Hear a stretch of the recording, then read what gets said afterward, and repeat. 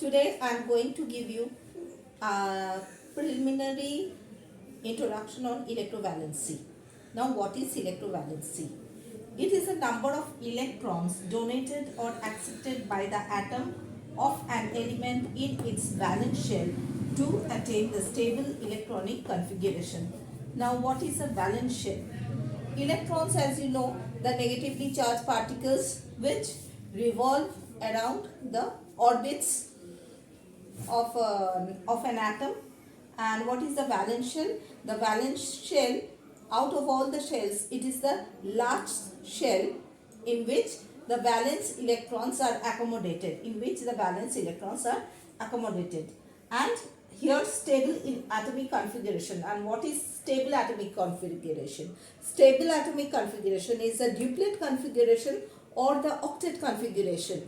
The duplet means the atom will have 2 electrons in its large shell, or the atom will have 8 electrons in its large shell, and then the atom will have a stable atomic configuration.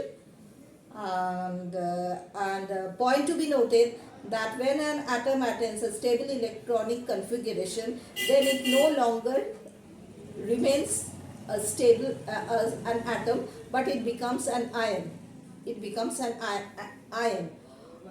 Except the rare elements, except the noble gases. So now to explain electrovalency, we have to take an example. We have to consider an example. Now, in sodium chloride, Na stands for sodium and Cl stands for chlorine. Sodium chloride is a formula for common salt. Here the electrovalency in sodium chloride, the electrovalency of sodium is +1 and the electrovalency of chlorine is -1. Now I am going to explain why the electrovalency over here is +1 and why the electrovalency here is negative. Now to explain this, first I have to draw the atomic structure of sodium and chlorine. Here see the sodium, the atomic number of sodium is 11 and the mass number of sodium is 23. That means it has got 11 protons, 11 electrons accommodating themselves in the orbits, and 23 minus 11, that is 12 neutrons.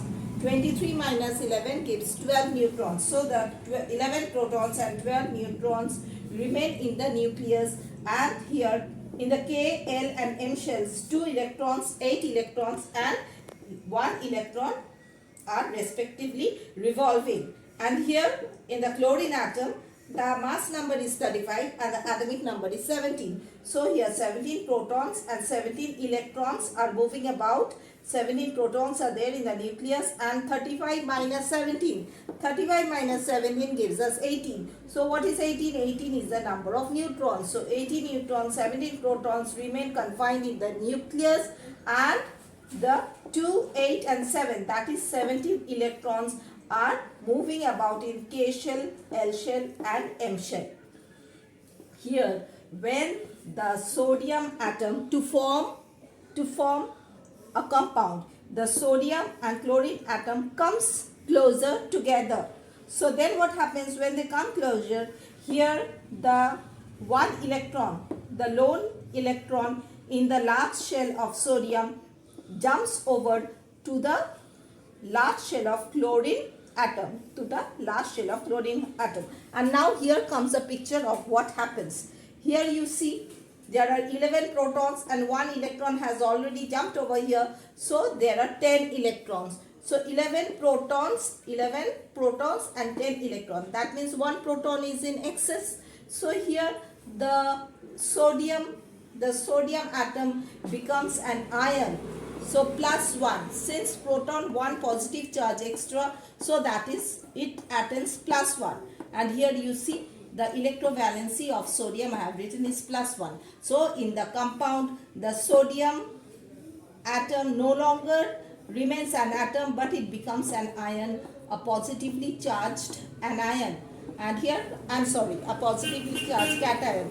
And now in chlorine, the chlorine receives an extra electron from the sodium. So now in chlorine it has got 17 protons, 18 neutrons, but 18 electrons. See, 2 plus 8 plus 8.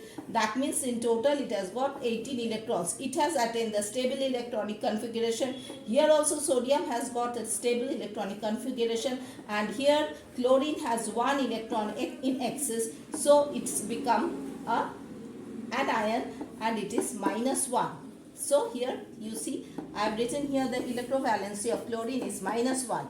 Here the electrovalency of chlorine becomes -1. So in sodium chloride, sodium becomes +1 and chlorine becomes -1. Therefore in compound Na plus Cl minus, there is sodium ion is present as a cation and chlorine ion is present as an anion.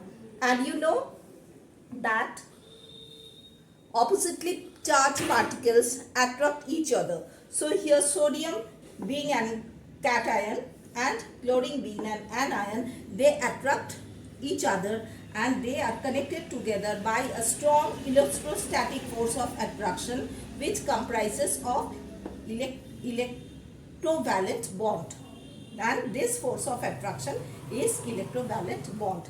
So the first lecture on electrovalency is over. Thank you.